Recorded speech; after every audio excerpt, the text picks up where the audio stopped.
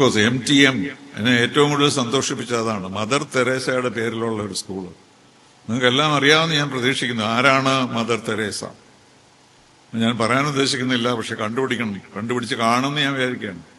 എന്റെ ഭാര്യയുടെ ഏക ആഗ്രഹം ഒരു മദർ തെരേസ ആകണമെന്നായിരുന്നു. ജീവിതകാലം മുഴുവൻ, അവർ മരിച്ചുപോയി 2 വർഷം മുമ്പ്, ജീവിതകാലം മുഴുവൻ പാവങ്ങൾക്ക് വേണ്ടി എന്ത് ചെയ്യാൻ കഴിയും? അംബാസഡർ ഭാര്യയൊക്കെ ആയിരിക്കും, പക്ഷെ എല്ലാ ആഴ്ചയും ഏതെങ്കിലും പാവങ്ങളുടെ വീട്ടിൽ പോയി എന്തെങ്കിലും ചെയ്യുക. മദർ തെരേസ ആകണമെന്നായിരുന്നു അവരുടെ ആഗ്രഹം. നിങ്ങളെല്ലാം അത് മനസ്സിൽ ഉൾക്കൊള്ളണം. ഏത് രാജ്യത്താണ് ജനിച്ചതെന്ന് അറിയാമോ മദർ തെരേസ? ഇന്ത്യയിൽ ജനിച്ച ആളല്ല. അവർ ഇന്ത്യയിൽ വന്ന് ഇന്ത്യയെ ഉയർത്തിയ ഒരു മഹത് വ്യക്തിയാണ്.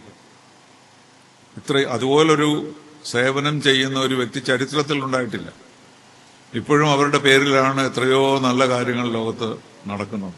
എനിക്കവരെ കാണാനുള്ള ഭാഗ്യമുണ്ടായി. കെനിയയിൽ വരെ വന്നിരുന്നു. എത്ര മര്യാദയോടെ, എത്ര സ്നേഹത്തോടുകൂടി, എത്ര ഹ്യൂമിലിറ്റിയോടുകൂടി പ്രവർത്തിക്കുന്ന ഒരു വ്യക്തിയാണ്. അപ്പോൾ നിങ്ങൾ മദർ തെരേസ മെമ്മോറിയൽ സ്കൂളാണെന്നുള്ളത് എപ്പോഴും ഓർക്കണം. അവരെ പറ്റി കൂടുതൽ വായിക്കണം, പഠിക്കണം എന്ന് മാത്രം.